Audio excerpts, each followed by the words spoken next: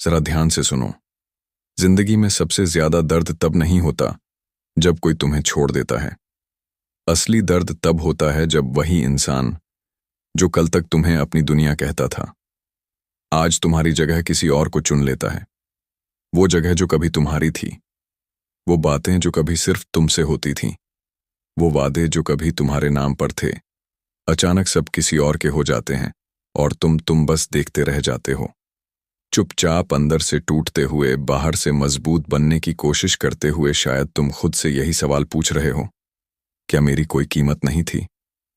क्या मैं इतना आसानी से रिप्लेस हो सकता हूं?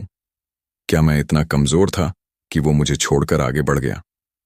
स्लैश गई। यही वह सवाल हैं जो रातों की नींद छीन लेते हैं। यही वह ख्याल हैं जो दिन में भी दिमाग में घूमते रहते हैं। लेकिन आज मैं तुम्हें एक बहुत कड़वी और बहुत ताकतवर सच्चाई बताने वाला हूं। जब कोई तुम्हारी जगह किसी और को चुनता है, वो जितना दिखाता है उससे कहीं ज्यादा अंदर से टूटता है। फर्क बस इतना है कि वह टूटना धीरे धीरे होता है, चुपचाप होता है, और अक्सर उसे खुद भी समझ नहीं आता कि उसके साथ क्या हो रहा है। तुम सोचते हो कि वह खुश है, तुम सोचते हो कि उसने सही फैसला कर लिया, तुम सोचते हो कि वह आगे बढ़ चुका है। लेकिन इंसानी दिमाग ऐसे काम नहीं करता। जो इंसान किसी को रिप्लेस करता है, वो असल में अपनी ही एक कमजोरी को ढकने की कोशिश कर रहा होता है, और वही कमजोरी एक दिन उसके लिए बोझ बन जाती है। आज इस वीडियो में मैं तुम्हें 5 ऐसे सच बताने वाला हूं। ना यह बदले की बातें हैं, ना यह नफरत सिखाने वाली बातें हैं। यह वो साइकोलॉजिकल सच हैं जो अपने आप काम करते हैं। यह 5 सच उसे मजबूर कर देंगे, खुद से सवाल पूछने पर, अपनी चॉइस पर शक करने पर, और अंदर ही अंदर टूटने पर, भले ही वह बाहर से कितना ही स्ट्रांग क्यों ना दिखे। और सबसे जरूरी बात, यह वीडियो उसके लिए नहीं है।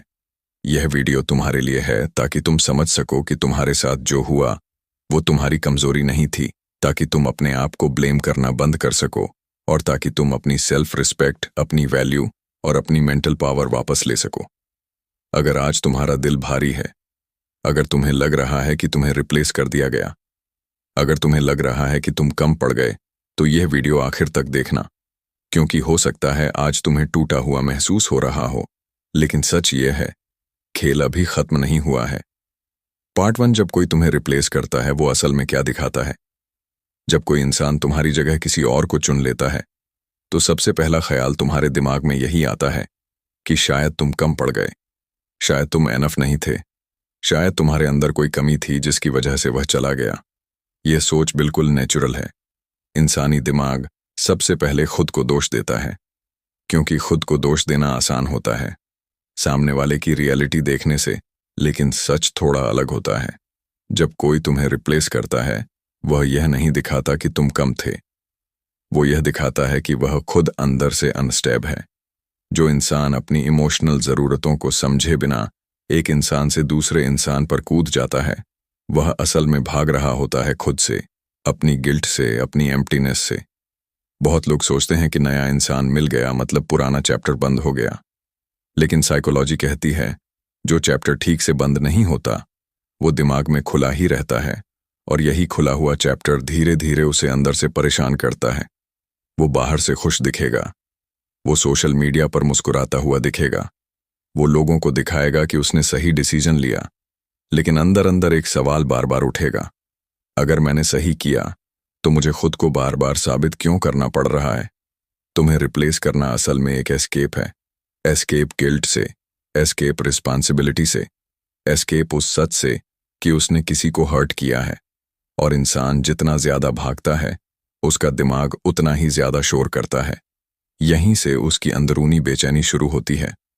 वो नई रिलेशनशिप में भी कंपेयर करेगा, वो छोटी छोटी बातों पर इरिटेट होगा, वो कभी कभी बिना वजह तुम्हें याद करेगा और खुद से नाराज होगा कि यह याद क्यों आ रही है। क्यों? क्योंकि दिमाग पुराने इमोशनल बॉन्ड्स को इतनी आसानी से डिलीट नहीं करता। तुम उसके पास्ट का हिस्सा नहीं थे, तुम उसकी आइडेंटिटी का हिस्सा थे, और जब कोई अपनी ही आइडेंटिटी का एक हिस्सा छोड़ देता है तो वह अंदर से एम्प्टी फील करता है, चाहे वो कितना भी बिजी या हैप्पी दिखे। यहां एक कड़वा सच है, जो इंसान तुम्हें रिप्लेस करता है वह खुद को भी रिप्लेस करने की कोशिश करता है। वो नया रोल निभाने लगता है, नई पर्सनालिटी पहन लेता है, नई कहानी सुनाने लगता है। लेकिन रात को जब वो अकेला होता है, जब कोई देखने वाला नहीं होता, तब उसका दिमाग वही पुराने सवाल पूछता है। क्या मैंने सच में सही किया? क्या मैं भाग रहा था?